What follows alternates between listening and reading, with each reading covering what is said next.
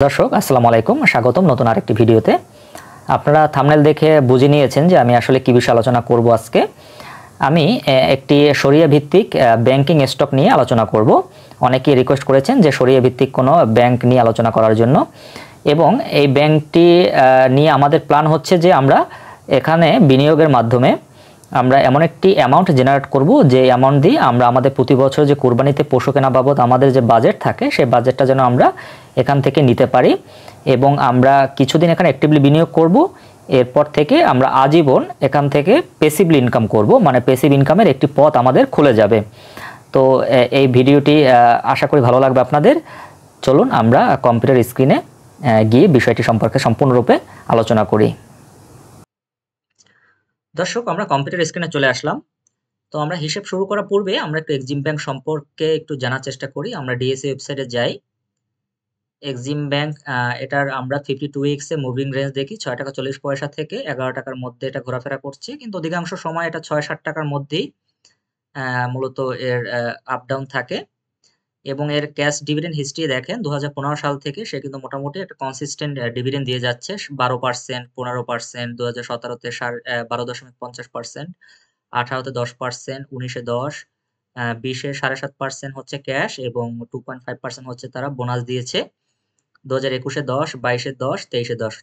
তো মোটামুটি on an অ্যাভারেজে এরা 10% করে তারা ডিভিডেন্ড পে আউট করছে। তো প্রতি শেয়ারে 1 টাকা। এবং এ কারণেই কিন্তু আমরা মূলত এই স্টকটিকে নিয়েছি, কারণ 10 টাকার আশেপাশে কিন্তু আসলে অনেকগুলো ব্যাংকিং স্টক আছে। অধিকাংশ ব্যাংকই হচ্ছে শরিয়া কমপ্লায়েন্ট না, এবং এই ব্যাংকটি একটি ফান্ডামেন্টাল ভালো মানের ব্যাংক হওয়া সত্ত্বেও এর প্রাইসটা কিন্তু অনেক কম আছে। তো আমরা ধারণা করতে পারি একটা পলিটিক্যাল ইস্যু হয়তো এখানে আছে এবং এই প্রাইসটা এখানে থাকবে না। তো আমাদের এখনই হচ্ছে সুযোগ এই ব্যাংকে আসলে ইনভেস্ট করা। যারা বুদ্ধিমান বিনিয়োগকারী তারা কিন্তু আসলে এই ধরনের অপরচুনিটির অপেক্ষায় থাকেন তারা, যে প্রাইস এতটা তলানিতে যে এখান থেকে আর নিচে নামার সুযোগ নেই। তো কোম্পানিটি যদি ভালো হয় আমি কেন এই ব্যাংকে ইনভেস্ট করব না? কিন্তু আমার যে ফিলোসফি সেটা হচ্ছে যে আমরা পোর্টফোলিও একটা বিল্ড আপ করব, সেখানে আমরা অনেক ধরনের স্টকই রাখবো এবং আমাদের যে পারপাস সেই পারপাস অনুযায়ী আমরা স্টক চয়েস করব। যেমন আমি যদি আমার চিকিৎসা পারপাসে কোনো একটা স্টক চয়েস করি, আর আমি যে আজকের যে টপিক যে কুরবানির গরু কেনা বাবদ যে আমার স্টক, দুটি কিন্তু এক হবে না।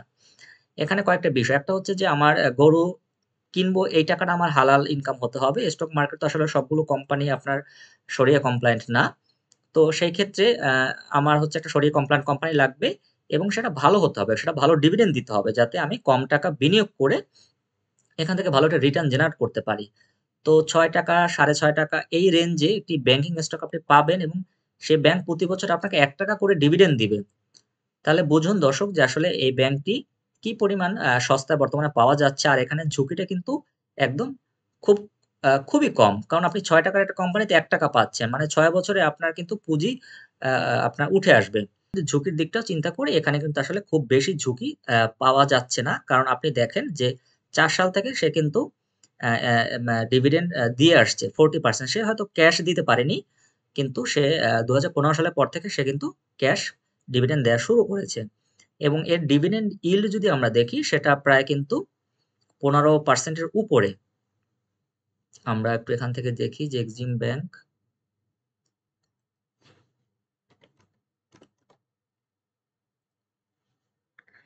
দেখেন এখানে ডিভিডেন্ড yield ১৫.১৫% হচ্ছে ডিভিডেন্ড yield, অনেক বেশি একটা ডিভিডেন্ড yield। আপনার যদি আমরা শেয়ার হোল্ডিং দেখি, ডিরেক্টর আছে 32.44%, গভর্নমেন্টের কোনো শেয়ার নেই। ইনস্টিটিউট দেখেন প্রায় তাদের শেয়ার সংখ্যা বেড়েছে। সেটা এসেছে পাবলিক এবং ফরেন তারা শেয়ার ছেড়ে দিয়েছে। তার পরিবর্তে সেই শেয়ারগুলো তারা হচ্ছে যে ইনস্টিটিউট কিনে নিয়েছে প্রায় ৪১ কোটি টাকার। আমরা একটু হিসাব করি যে আসলে ইনস্টিটিউট তো একটা সংগঠন, অর্গানাইজড। তারা কিন্তু হিসাব নিকাশ ছাড়া কোনো শেয়ার কিনবে না। কিন্তু পাবলিক কিন্তু অনেক সেন্টিমেন্টাল হয়ে অনেক সময় শেয়ার সেল করে দেয়। ফরেনার যারা আছে তারা কিন্তু অনেক প্যানিকড হয়ে শেয়ার সেল করে দেয়।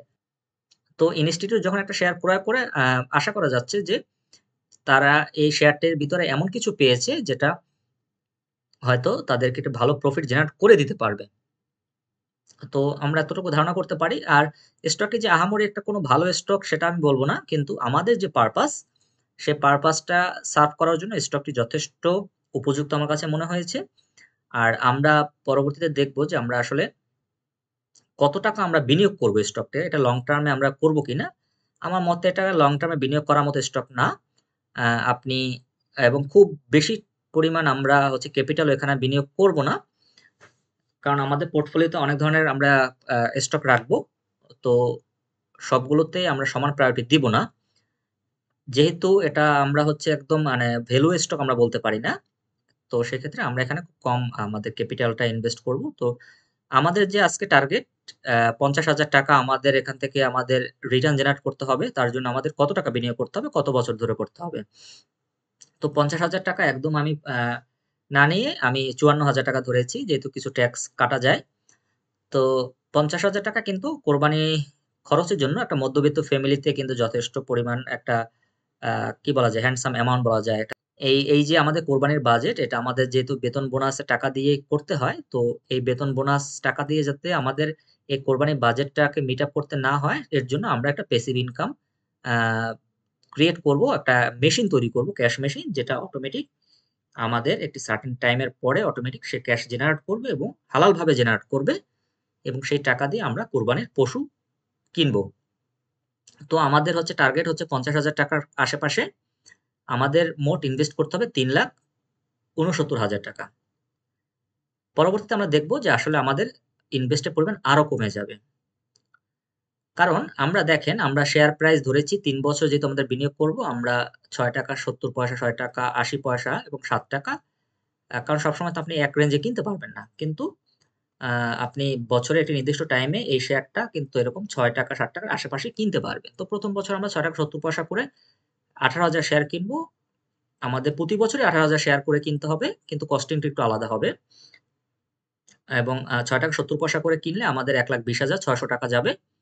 এর জন্য আমাদের মাসে, মাসে কন্ট্রিবিউট করতে হবে ৳১০,০৫০ করে। তাহলেই আমরা ১৮,০০০ শেয়ার কিনতে পারব।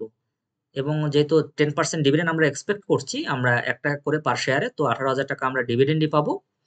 পরের বছর আমাদের কস্টিংটা একটু বেশি যাবে ৳১,২২,০০০ যেহেতু আমাদের শেয়ার প্রাইসটা একটু বেশি হয়েছে ৳৬.৮০ কিন্তু আমাদের শেয়ার নাম্বার কিন্তু সেম থাকবে।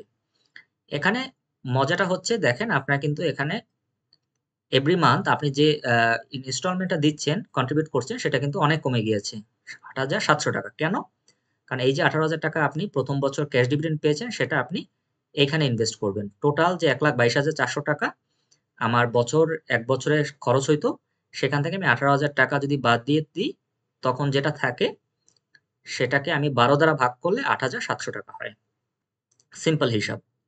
তো আমার ১ম ২ বছরে ১৮,০০০ শেয়ার কিনে আমার ৩৬,০০০ শেয়ার হয়ে গেছে। ৳১ করে ডিভিডেন্ড পেলে আমার দ্বিতীয় বছর ৳৩৬,০০০ আমি ডিভিডেন্ড পেয়ে যাচ্ছি।